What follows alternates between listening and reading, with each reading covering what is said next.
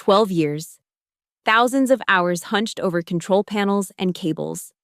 And now I'm sitting in what used to be the heartbeat of this entire company. Everything silent except for the hum of the air conditioning. When he told me to take everything that's yours, I didn't think I'd actually destroy an empire. But then again, that's exactly what happened. The funny thing about being invisible for so long is that no one notices just how much of the foundation you've become. Until you're gone. My name is Clara Holt, and at 38, I'd spent exactly 1/3 of my life at Brightford Productions. 12 years of building their technical infrastructure from the ground up. Transforming what was once a chaotic mess of tangled cables and borrowed equipment into a streamlined operation that could handle everything from intimate corporate presentations to 1,000-person conferences. I wasn't just the technical events specialist. I was the backbone, the troubleshooter. The one they called at 2 a.m. when the live stream crashed or when the audio system decided to give up its ghost an hour before showtime. That Tuesday morning started like any other. Coffee at 7:15, emails sorted by 7:30, already planning the setup for next week's regional media conference. Then came the ping from Martin Crowell, our new operations director who'd been brought in 6 months ago to optimize efficiency and streamline overhead. His message was brief. My office. 9 a.m. sharp. Martin's office still smelled like fresh paint and ambition. He'd redecorated the moment he arrived, replacing the comfortable chaos of his predecessor with stark minimalism. White walls, glass desk, a single succulent that looked as uncomfortable as everyone who entered.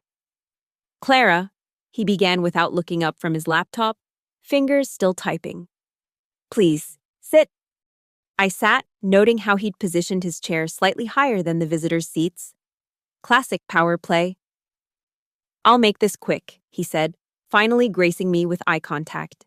His smile was the kind you'd see on a shark documentary, all teeth, no warmth. As you know, Brightford is entering a new phase.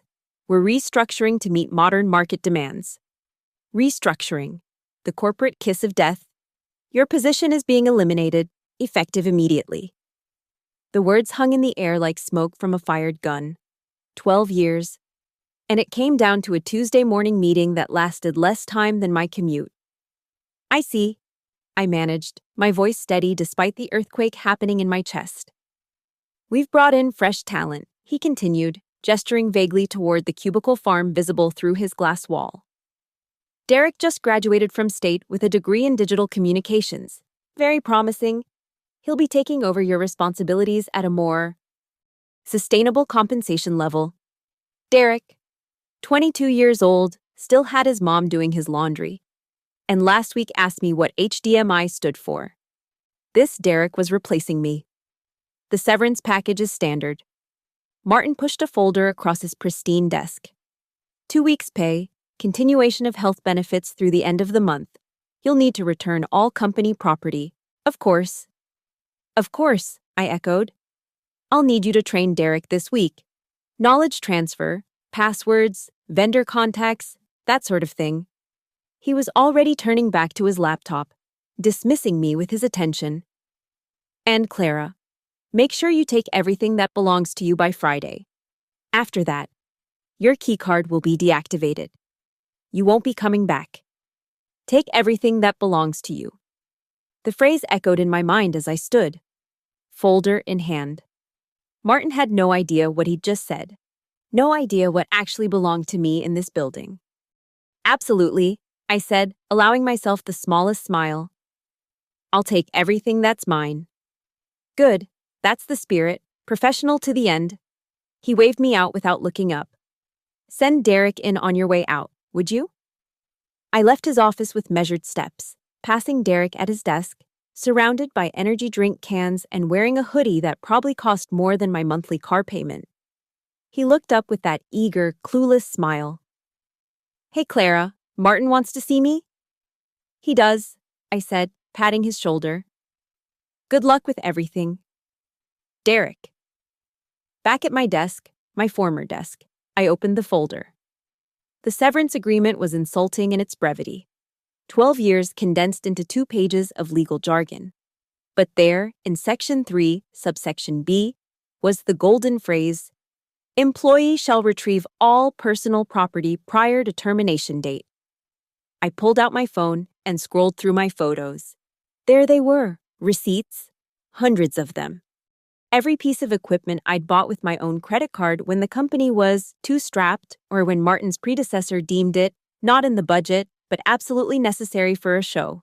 Every cable, every adapter, every piece of hardware I'd purchased because waiting for corporate approval would have meant disaster. My personal property. I looked around the office, really looked. The mixing board in Studio A, mine, bought during the 2018 crisis when our main board died 2 hours before the governor's virtual town hall. The lighting rig in Storage B, mine, purchased piece by piece over 3 years. The backup streaming system, definitely mine, still had the Best Buy receipt from Black Friday 2020. Martin wanted me to take everything that was mine. I'd give him exactly what he asked for. That evening, I sat in my home office with a glass of wine and a spreadsheet that would make an accountant weep with joy.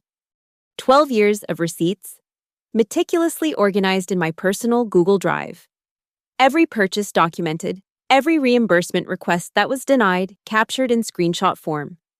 The total was staggering. $47,730 worth of equipment that I'd personally funded to keep Brightford Productions running. It started small. Back in 2013. A few XLR cables here, a wireless mic pack there.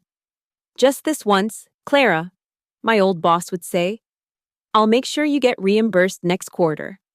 Next quarter never came, but the shows had to go on. So I kept buying, kept building, kept saving this company from its own stinginess. The Behringer X32 digital mixer, 2,499s, purchased in 2018 when our ancient analog board finally gave up during the mayor's re-election campaign launch. I'd maxed out my credit card for that one, told myself it was an investment in job security. The irony wasn't lost on me now. The streaming setup was my masterpiece, a $12,000 system built piece by piece over 2 years. Blackmagic Atom Mini Pro ISO. 3. Sony A7 III cameras, a small arsenal of lenses, capture cards, monitors, cables that cost more per foot than most people's hourly wage. When COVID hit and everyone scrambled to go virtual, Brightford was ready because I'd already built the infrastructure. Did I get a bonus? A thank you? Not even a mention in the company newsletter. I pulled up the photos from last month's inventory check. There I was, labeling everything with my little CH stickers, my initials, small and discreet, placed on every piece of equipment I'd bought. At the time, it was just organization, a way to track what needed maintenance. Now, those stickers were about to become property tags. The lighting rig alone was worth $15,000. LED panels, softboxes, C-stands, sandbags, diffusion materials, gels, an entire grip truck's worth of equipment squeezed into storage room B. I remembered the 2019 pharmaceutical conference where the rental company no-showed. I'd driven 3 hours to a professional photo supplier, bought everything on my personal credit card, and saved the event. The client never knew how close they'd come to presenting in darkness. Then there were the little things that added up. The countless adapters, dongles, and converters that made incompatible systems talk to each other. The label maker I'd bought to organize cables, the Pelican cases that protected everything during transport, the toolkit, the cable testers, the backup batteries, the surge protectors, even the coffee maker in the tech booth, mine, because the company doesn't provide refreshments for technical staff. I created a second spreadsheet, this one mapping out where everything was located. Studio A had about $8,000 of my equipment. Storage B held another $15,000. The main conference room's permanent installation included my confidence monitors and wireless presentation system, another $3,000. The server room had my backup NAS drives, probably $5,000 worth of redundancy that had saved us from catastrophic data loss more than once.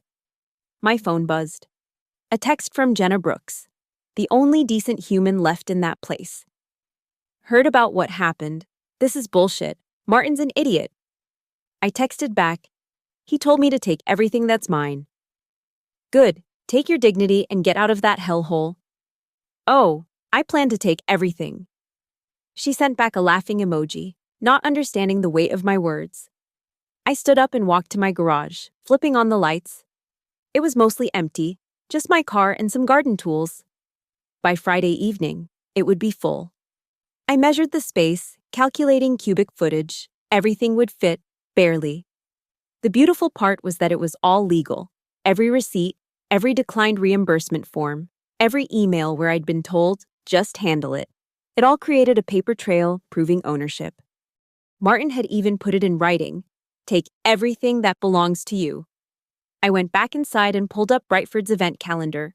The regional media conference was in 6 days, 500 attendees, 12 speakers, 3 panel discussions, all requiring simultaneous streaming to virtual participants.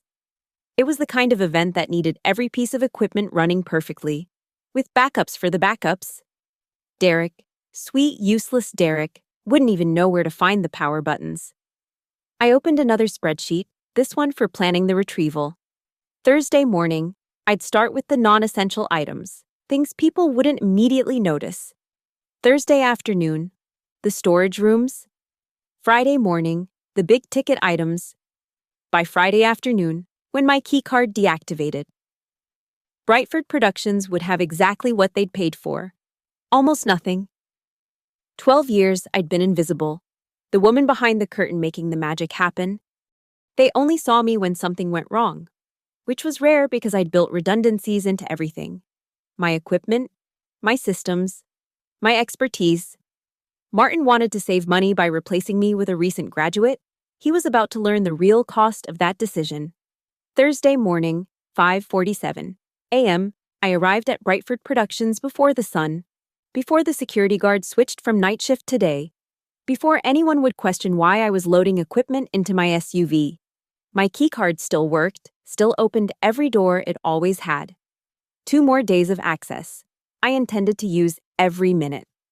I started in storage room B, the forgotten corner where I'd stashed the older but still functional equipment. My first-generation streaming setup, the one I'd replaced but kept as backup. Into the boxes it went, each piece wrapped in the moving blankets I'd bought the night before. The wireless mic packs I'd purchased in 2016, all 8 of them. The IEM system that had saved us during the construction noise fiasco of 2020. Every cable with my little CH sticker found its way into carefully labeled containers. By 7:30, when the early birds started arriving, I was back at my desk, training Derek on password management. He took notes on his phone, occasionally glancing up with confused eyes when I mentioned things like phantom power or gain staging. Don't worry, I told him, patting his shoulder. You'll figure it out. During lunch, while everyone was out, I hit Studio A. The Behringer X32 took some maneuvering, but I'd assembled it myself. I knew every screw, every connection. The monitor speakers, the acoustic treatment panels I'd bought to improve the sound quality. The equipment rack I'd assembled, all mine, all leaving with me.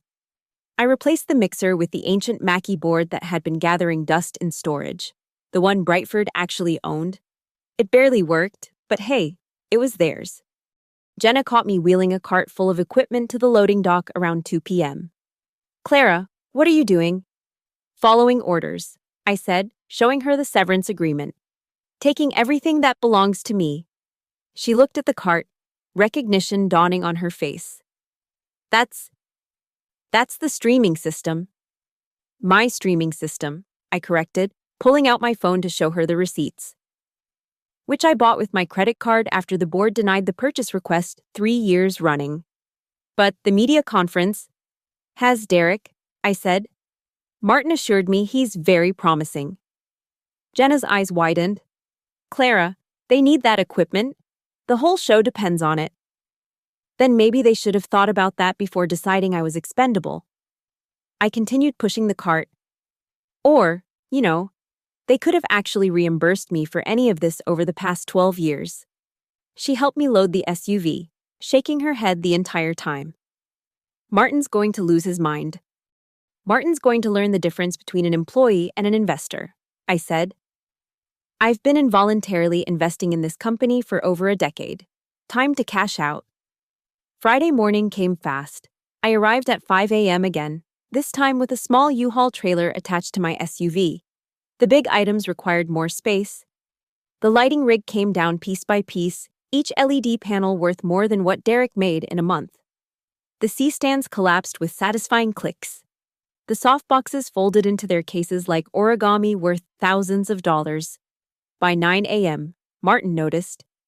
He appeared in the storage room doorway, face red, jaw clenched. "What the hell do you think you're doing?" "Taking my personal property," I said calmly, wrapping another cable. "As instructed." "That's company equipment." I pulled out my phone, receipts already loaded. "Would you like to see the proof of purchase? Here's the LED panel invoice, paid with my Visa. Here's the C-stand order, my American Express. Oh, and here's my favorite. The email from you 6 months ago denying my reimbursement request for the wireless follow focus system because it wasn't, quote, essential spending." His face went from red to purple. "You can't do this. We have the media conference on Monday." "I'm aware," I said, continuing to pack. "Derek's been fully trained. I'm sure his fresh perspective from State University will revolutionize your technical operations." "I'll sue you," he sputtered. "For taking my own property? Property I have receipts for? Property you specifically told me to remove?" I smiled. "Please do. I'd love to see that in court." He stormed off. Probably to call legal. I kept packing. By noon, I'd cleared out everything with my CH sticker. The server room looked bare without my NAS drives. The conference room's presentation system was gone, leaving only dangling cables and dust outlines. Studio A was a ghost town of empty racks and the dying Mackie board. At 3 p.m., I made my final walkthrough. The building felt hollow, like I'd removed its bones along with my equipment. Derek sat at his desk, still playing with his phone, oblivious to the tsunami heading his way Monday morning. I found Martin in his minimalist office, on the phone with someone who sounded very legal and very expensive. He held up a finger, asking me to wait. "I'll call you back," he said, hanging up. "Clara, let's discuss this like professionals." "We are," I said, placing my keycard on his glass desk. "I've removed all my personal property as requested. Derek has all the passwords and procedures. My obligations are complete. The company needs that equipment." "Then the company should buy equipment," I said. "Or rent it. There's a great place downtown, probably only triple the daily rate with such short notice." "You're destroying this company out of spite." "No," I said, heading for the door. "I'm taking what's mine." "You're destroying this company out of ignorance. You never knew what you had until it was gone, both the equipment and the person who knew how to use it." Friday afternoon, 4:47 p.m., I sat in my driveway, engine off, looking at the U-Haul trailer packed with 12 years of investments. My phone had been buzzing nonstop for the past hour. Martin, HR, even the CEO had tried calling. I let them all go to voicemail. My keycard was deactivated, my obligations fulfilled. Brightford Productions was no longer my problem. Saturday passed in beautiful silence. I organized my garage, setting up the equipment on industrial shelving I'd bought from Costco. Each piece found its place, no longer crammed into forgotten corners but displayed like the professional gear it was. The Behringer board got its own workstation. The cameras were mounted on proper stands. The lighting rig hung from the ceiling tracks, ready for whatever came next. Sunday brought the first taste of panic from Brightford. Jenna texted me screenshots from the company Slack channel. The technical team, if you could call Derek sitting alone in a room, a team, had come in for pre-conference setup. The messages started professional, but devolved quickly. "Where's the streaming equipment? Derek, 9:15 a.m., check storage B. Martin, 9b18 a.m., it's empty, like completely empty. Derek, 9:22 a.m., what about Studio A? Martin, 9:23 a.m., there's just this old board here that doesn't turn on properly. Derek, 9:27 a.m., call me now. Martin, 9:28 Jenna's commentary was gold. Derek just asked if we can stream the conference on Instagram Live. Martin actually threw his coffee mug. By Sunday evening, the real desperation set in. Martin called again, this time leaving a voicemail. Clara, this is Martin. I think we got off on the wrong foot.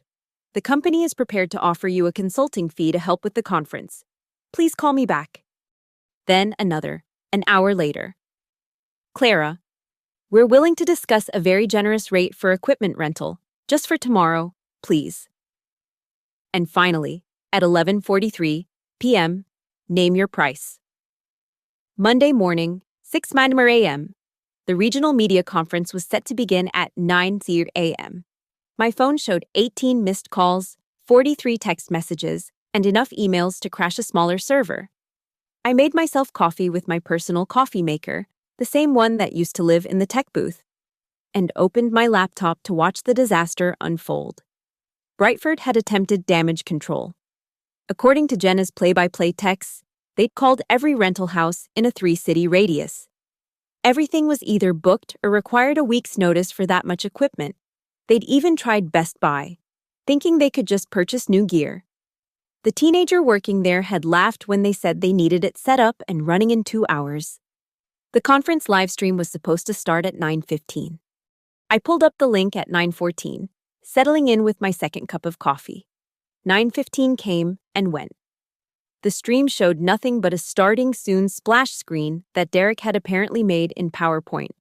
Comic Sans font. I actually laughed out loud. 9:27, the stream flickered to life. The video quality looked like it was shot on a webcam from 2003 because it probably was. The audio was worse, hollow, echoing, with feedback that made viewers' ears bleed. The chat exploded with complaints. 9:31, the keynote speaker took the stage. His microphone wasn't working. Derek could be seen literally running across the stage with a different mic, tripping over cables that weren't properly taped down. 9:35, the stream died completely. The connection lost message appeared. It didn't come back for 12 minutes. 9:47, when it returned, the camera angle was different. Someone was holding a phone, trying to stream from that. The shake was nauseating. The speaker was barely visible. The audio was now just the phone's built-in mic trying to capture a room of 500 people. 10:15, Martin appeared in frame, his face the color of a ripe tomato, gesturing wildly at someone off camera. The phone mic picked up fragments or, "Don't care what it costs," and "Fix this disaster." And my personal favorite, "Find Clara." 10:43. The stream ended with Derek's face accidentally filling the frame as he tried to adjust something. His expression was one of pure, existential terror. The screen went black and never came back. Jenna's text at 11 a.m. was short. Client just walked out, terminated the contract on the spot. Martin is actually crying.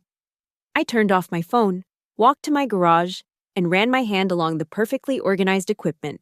$47,000 worth of professional gear that could have saved them, all mine. Bought with my money, my credit, my sacrifice. The best part? I hadn't destroyed anything. I'd simply taken what was mine, exactly as instructed.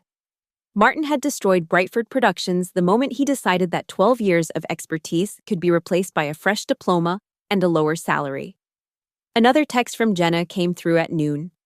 Emergency board meeting. Martin's getting fired. They're begging you to come back. I deleted it without responding and started researching how to start my own production company. With $47,000 in equipment already in hand, I had quite the head start. Monday afternoon. The aftermath continued to unfold like a slow-motion car crash. I turned my phone back on to find a voicemail from the CEO himself, Richard Brightford, a man who'd maybe spoken 10 words to me in 12 years. Ms. Holt, Richard Brightford here. I've just come from the most humiliating morning of my professional career. We need to discuss your immediate reinstatement with a substantial salary increase. Please contact me directly. I didn't call back. Instead, I drove to my favorite lunch spot, the one I could never afford when I was funding Brightford's equipment purchases. Sitting on the patio with a $30 salmon salad, I opened Twitter to find one Steezyerk Brightford fail trending locally. The tweets were brutal. Paid $500 for virtual attendance to watch someone's nephew try to live stream on an iPhone 6. Brightford fail. My grandmother's funeral had better streaming quality than this conference. Brightford fail. Featured speaker just said he's never working with Brightford prod again. Live on mic. Brightford fail. Someone had compiled a greatest hits video of the disaster. Derek tripping over cables. The audio feedback symphony. Martin's red face appearing in frame screaming at staff. And the grand finale of Derek's terrified face before the stream died.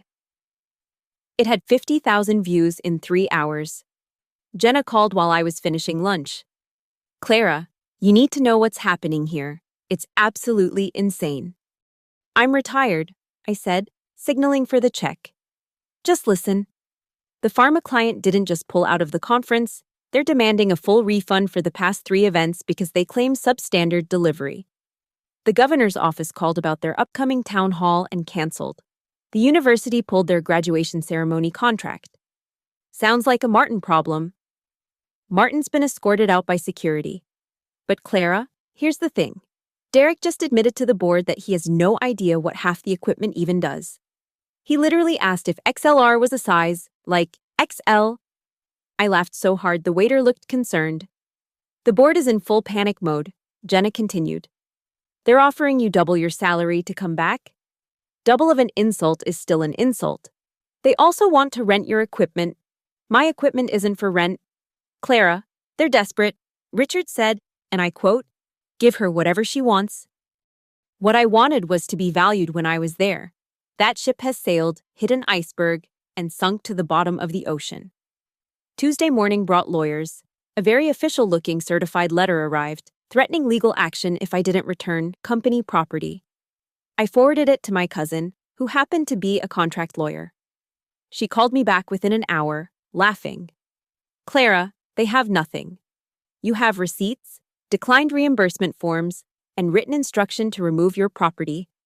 If anything, you could sue them for 12 years of interest on what amounts to an involuntary loan. Could I really? Oh, absolutely. Want me to draft something? Let me think about it. Wednesday, the news got worse for Brightford. A tech blog picked up the story. Production company loses everything after firing the wrong employee. Someone had leaked the internal emails, including Martin's infamous sustainable compensation level message and his final, take everything that belongs to you directive. The article was scathing. In what might be the most short-sighted termination in corporate history. Brightford Productions discovered that their entire technical infrastructure was personally owned by the employee they'd just fired for a fresh perspective. My LinkedIn exploded. Connection requests, job offers, messages from other production companies. 3 competitors reached out directly, offering to buy my equipment and hire me as a package deal. Thursday morning, Jenna texted, emergency all-hands meeting. Richard just announced they're filing for Chapter 11. The lawyer fees alone from all the breach of contract suits are killing them. I felt something, not satisfaction exactly, but a sense of cosmic justice. They'd tried to save maybe $30,000 a year on my salary and ended up losing millions in contracts, reputation, and legal fees. That afternoon, a FedEx delivery arrived. Inside was a formal offer from Meridian Productions, Brightford's biggest competitor. They wanted to hire me as technical director at triple my old salary, with a signing bonus that would pay off my credit cards, the ones I'd maxed out buying equipment for Brightford. The best part? We understand you own professional-grade equipment. The company would be interested in purchasing this from you at market value, estimated at $50,000, to be integrated into our existing infrastructure. $50,000 for equipment that cost me $47,000. Plus a salary that actually reflected my worth, plus the delicious knowledge that Meridian would be getting all of Brightford's fleeing clients. I called the number on the letterhead, Meridian Productions, how may I direct your call? This is Clara Holt. I'd like to accept your offer. Oh, Ms. Holt, let me transfer you to the CEO immediately. He's been hoping to hear from you. While I waited on hold, I looked at my phone. Another text from Richard Brightford. Please. The company won't survive without you. I deleted it. He was right. The company wouldn't survive without me. They should have thought of that before they decided I was replaceable, before they spent 12 years taking my investments for granted. Before Martin uttered those fateful words, take everything that belongs to you. Be careful what you wish for. You just might get it. Friday morning, 1 week after cleaning out Brightford, I sat in Meridian Productions' gleaming conference room. Across from me, their CEO, James Patterson, reviewed the equipment list with barely concealed delight. So you're telling me this is the exact system Brightford used for their major conferences? It was, I said. Though technically, Brightford never used it. I did. He smiled, understanding perfectly. Well, their loss is about to become our gain. We've already received calls from 3 of their former clients looking for a new production partner. My phone buzzed. Another text from Richard Brightford. The board has authorized me to offer you $75,000 for the equipment. No questions asked. Too little. Too late. I showed it to James, who laughed. Desperate times at Brightford. I see. Did you hear they're trying to sue Martin Crowell for gross incompetence? He was just doing what they hired him to do, I said. Cut costs without understanding value. Speaking of value, James slid a check across the table. $50,000 for the equipment, as discussed, and here's your signing bonus. $25,000, enough to clear every debt I'd accumulated keeping Brightford afloat. That afternoon, Meridian's technical team helped me transport everything from my garage to their facility. Watching my equipment get properly installed, labeled with actual asset tags, and integrated into a system that would appreciate it. It felt like seeing your kids go to a good college. The head of technical operations, Sam, whistled as we mounted the Behringer board. This is pristine, better maintained than gear half its age. When you buy something with your own money, you take care of it, I said. I can't believe Brightford let you go. What were they thinking? They were thinking a 22-year-old with a communications degree could do the same job for a third of the cost. Sam shook his head. How's that working out for them? I pulled up the tech blog on my phone. The story had been updated. Brightford Productions announces suspension of operations. Monday morning, I started at Meridian. Real salary, real benefits, and most importantly, real respect. James introduced me to the team as the secret weapon we've stolen from the competition. My first assignment? The governor's town hall, the one Brightford had lost. The client had specifically requested me. Clara! The governor's aide practically hugged me when I arrived. Thank God you're here. After that disaster last week, we were terrified. Different company, same expertise, I assured her. Everything will run smoothly. And it did. The stream was flawless, the audio crystal clear, the lighting perfect. During the breakdown, my phone rang. Unknown number. But I recognized Martin's voice immediately. Clara, it's Martin. I'm calling to apologize. I almost dropped a light stand. Martin! I screwed up. I didn't understand what you did. I just saw numbers on a spreadsheet. And now? Now I'm unemployed, unhireable, and facing a personal lawsuit from Richard Brightford. He says I destroyed his company through willful ignorance. I waited, saying nothing. I'm calling because you could have sabotaged us. You could have deleted files, corrupted systems, burned bridges with vendors, but you didn't. You just took what was yours. I'm not vindictive, Martin. I'm just done being undervalued. For what it's worth, you were never the expendable one. I was. He hung up before I could respond. I felt a tiny pang of sympathy. But it passed quickly. He'd learned his lesson, just at a very high price. Wednesday brought the news everyone expected.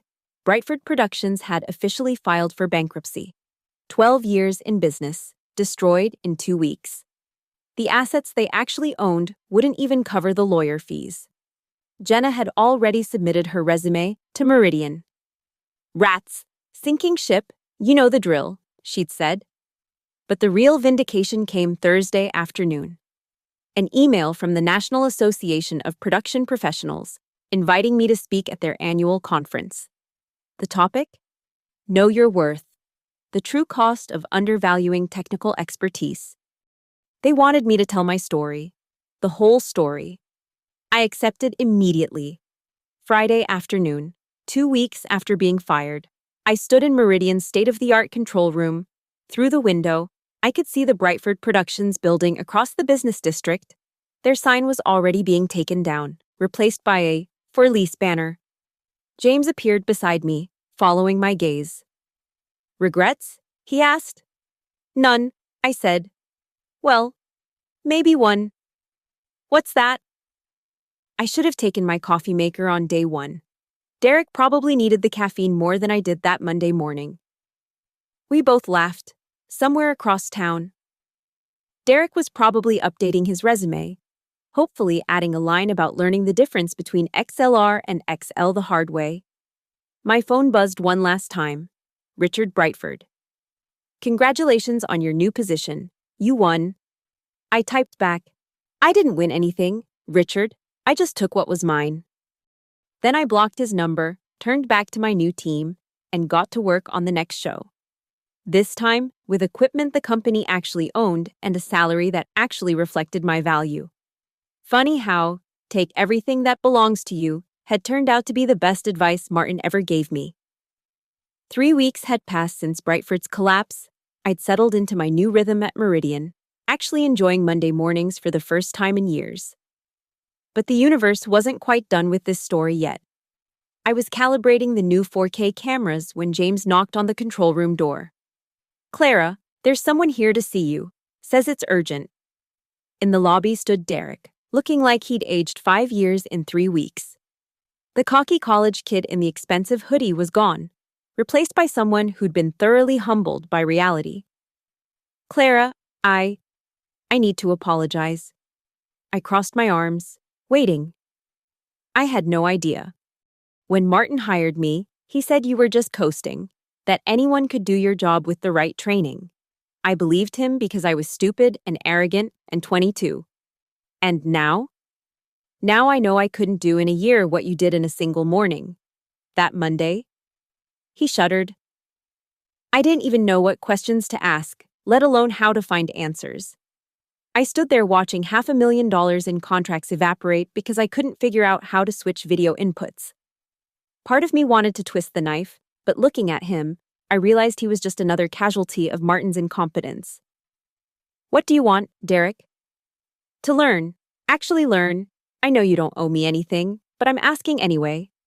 Can you recommend resources, courses? I'll pay for them myself.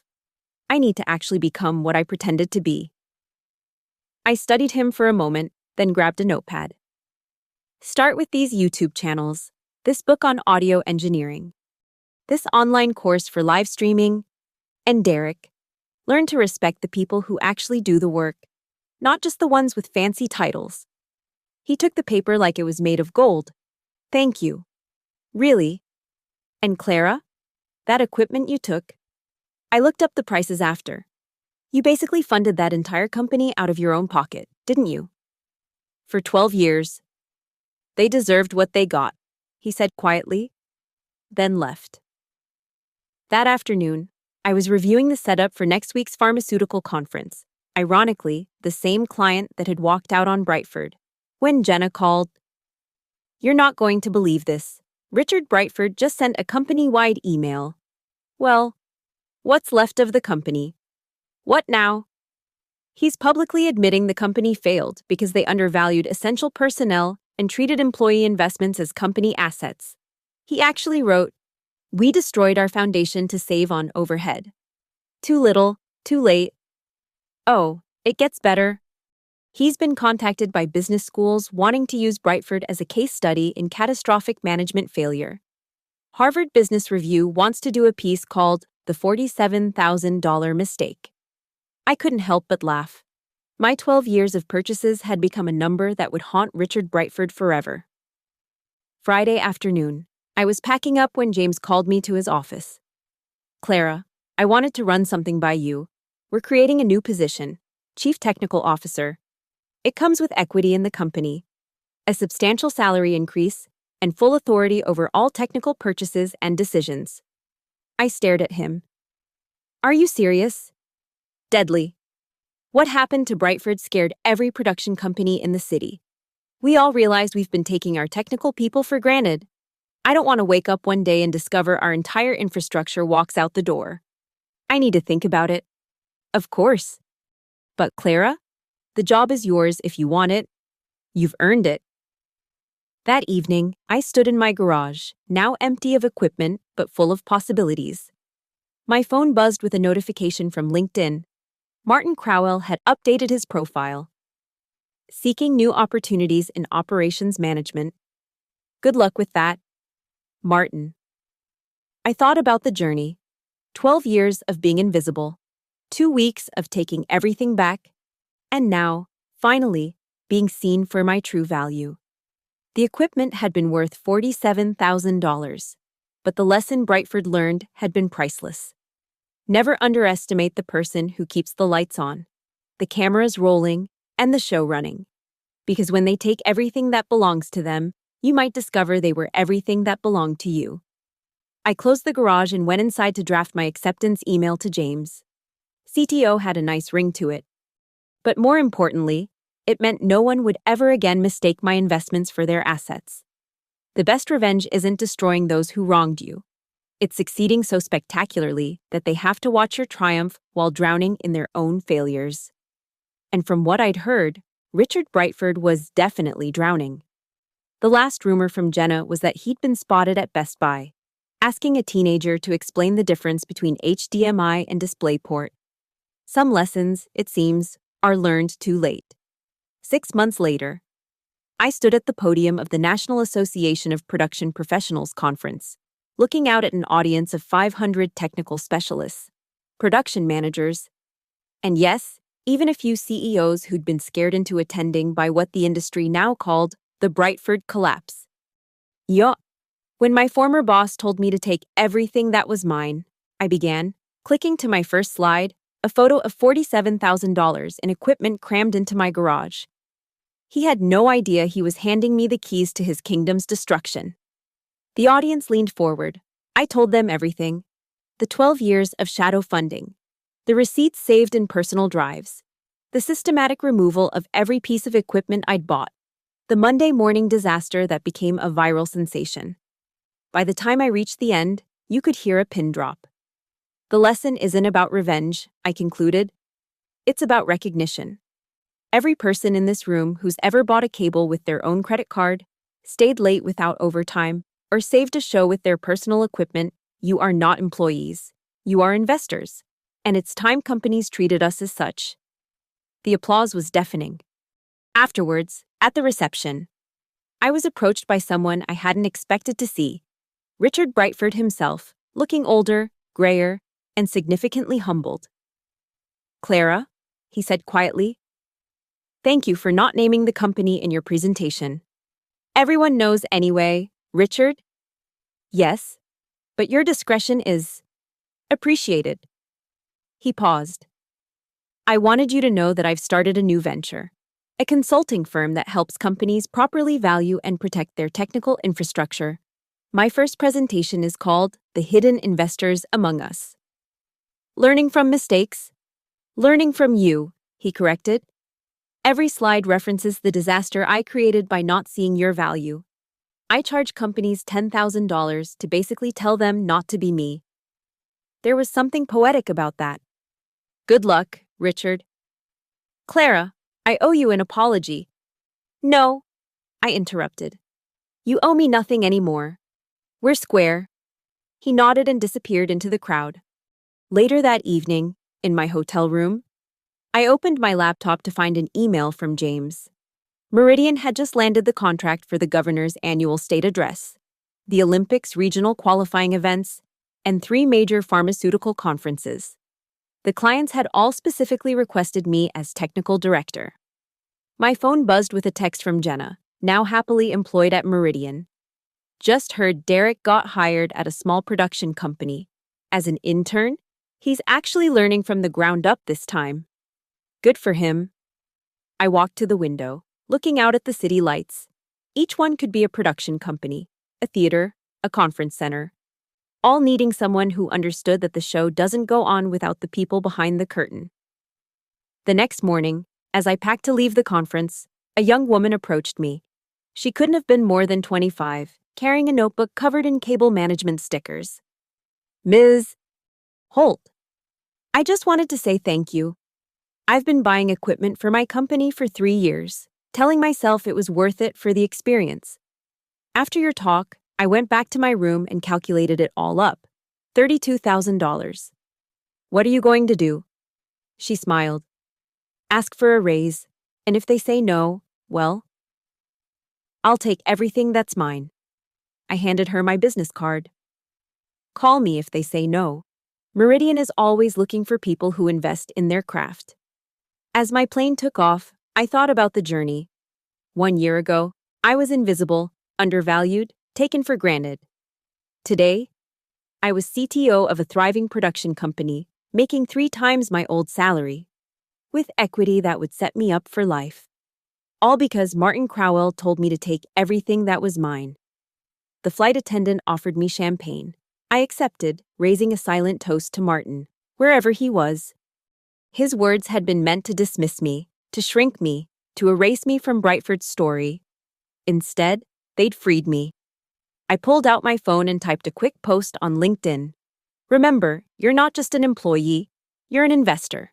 Your knowledge, your equipment, your expertise, these are your assets. Never let anyone convince you otherwise. Within minutes, it had 100 likes and climbing. Looking back at that moment in Martin's sterile office, when he casually destroyed my career with corporate speak and false promises about restructuring, I realized he gave me the greatest gift imaginable. He reminded me of my worth by trying to erase it. Brightford Productions died the day they decided I was expendable. They just didn't know it yet. But I did. The moment Martin said those 5 fatal words, "Take everything that belongs to you," I did exactly that, and it turns out, everything belonged to me. The company's heartbeat, its backbone, its very soul. It had all been mine, bought and paid for with my credit cards, my savings, my faith in a company that never truly valued me.